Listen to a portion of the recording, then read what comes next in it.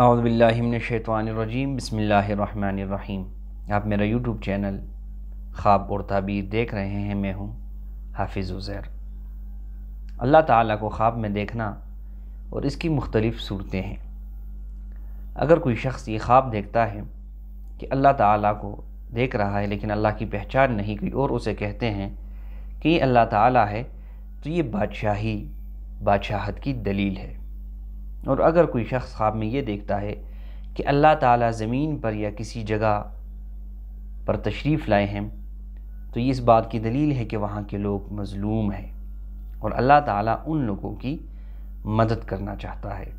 اگر وہاں کے لوگ تنگی اور مصیبت میں ہیں اور ان پہ قحط پڑا ہوا ہے، تو اللہ تعالیٰ ان پر فراخی فرمائیں گے، ان کی تنگی اور قحط کو دور فرما لیں گے۔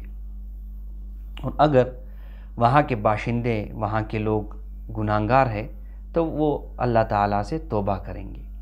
اور اگر کوئی شخص خواب میں یہ دیکھے کہ اللہ تعالیٰ اس کے گھر میں آئے ہیں اور اس کے سر پر اللہ تعالیٰ ہاتھ پھیرتے ہیں، یہ اس بات کی دلیل ہے کہ خلعت پہنائی ہے، یعنی یہ اللہ تعالیٰ کی مہربانی ہے، اللہ تعالیٰ کا کرم ہے۔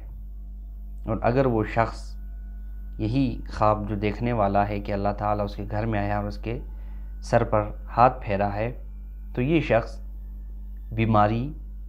دنیا میں بیماری اور مصیبت بھی دیکھے گا۔ اگر کوئی شخص خواب میں یہ دیکھتا ہے کہ اللہ تعالیٰ نے اس کا دوسرا نام رکھا ہے، تو یہ شرف اور بزرگی کی دلیل ہے۔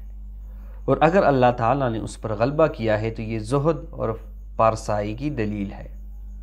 اور اگر خواب میں یہ دیکھے کہ اللہ تعالیٰ نے اسے اپنے نزدیک بلا لیا ہے، تو اس کی تعبیر یہ ہے کہ وہ دنیا سے جل چلا جائے گا، یعنی جلدی فوت ہو جائے گا۔